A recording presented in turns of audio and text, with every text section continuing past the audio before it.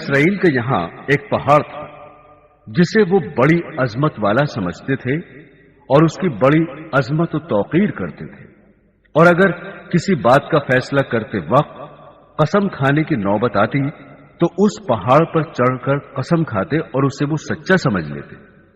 اس شہر میں ایک خوبصورت عورت تھی جس کا ایک نوجوان سے ناجائز تعلق ہو گیا۔ عورت نے اس کو اپنے مکان میں بلانا شروع کر دیا۔ شوہر کو شبہ پیدا ہو گیا۔ بیوی سے کہا کہ مجھے شبہ ہے کہ میری غیر حاضری میں کوئی تمہارے پاس آتا ہے۔ عورت نے انکار کیا۔ شوہر نے کہا اگر تو سچی ہے تو پہاڑ پر چڑھ کر قسم کھا لے کہ تیرا کسی سے ناجائز تعلق نہیں ہے۔ عورت نے کہا ہاں، میں کل پہاڑ پر چل کر قسم کھانے کو تیار ہوں۔ ادھر اس نے اپنے آشنا سے کسی طرح چھپ کر یہ کہہ دیا کہ کل تم پہاڑ کے نیچے ایک گدھا لے کر کھڑے رہنا، میں اور میرا شوہر پہاڑ پر چڑھنے کے لیے وہاں آئیں گے، اور میں شوہر سے کہوں گی کہ پہاڑ پر چڑھتے ہوئے میں تھک جاؤں گی، اس بہانے تمہارا گدھا کرائے پر لے کر میں اس پر سوار ہو کر پہاڑ پر چڑھوں گی۔ تم گدھے والے کے بھیس میں وہاں موجود رہنا اور گدھے پر مجھے سوار کر کے میرے ساتھ ساتھ چلنا۔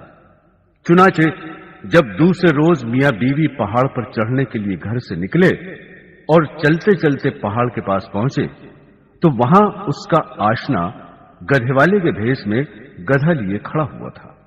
عورت نے شوہر سے کہا چلتے چلتے میں تھک گئی ہوں، مجھے یہ گدھا کرائے پر سواری کے لیے دو۔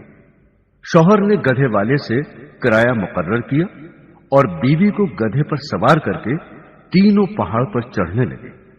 جب وہ جگہ آئی جہاں لوگ قسمیں کھاتے تھے تو اس مکار عورت نے اپنے آپ کو گدھے سے نیچے گرا دیا اور اس گرنے میں اپنی رانے وغیرہ قابل سطر بدن بھی ننگا کر دیا اور ایسی صورت پیدا کر دکھائی کہ شوہر نے یہی سمجھا کہ گدھے سے اتفاقاً گر گئی اور گرتے ہوئے اتفاقاً ننگی ہو گئی ہے۔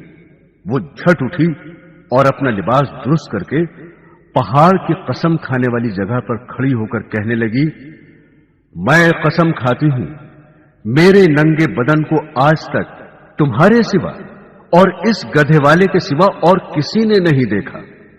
شوہر مطمئن ہو گیا کیونکہ اس نے یہ سمجھا کہ اس گدھے والے نے اسے گدھے سے گرتے ہوئے اس کا ننگا بدن اتفاقاً دیکھا۔ تو دیکھا آپ نے، عورت جب مکر و فریب پر آ جائے تو ایسی چالاکیاں دکھا کر شوہر کو بے وقوف بنا دیتی ہے، لیکن یہ پتہ نہیں کہ آج یہ گناہ کسی مکر و فریب سے چھپا بھی لیا اور کسی کو پتہ بھی نہ چلا تو کل قیامت میں یہ بات نہیں چھپے گی، اس لیے کہ اللہ کو سب کچھ معلوم ہے۔ اللہ سے کوئی کام چھپا ہوا نہیں، دنیا والوں سے چھپ سکتا ہے لیکن اللہ تعالی سے نہیں چھپ سکتا، اور اللہ کے نبی صلی اللہ علیہ وسلم نے اس کا عذاب بتا دیا کہ ایسی عورت سینے کے بل جہنم کے اندر چلے گی۔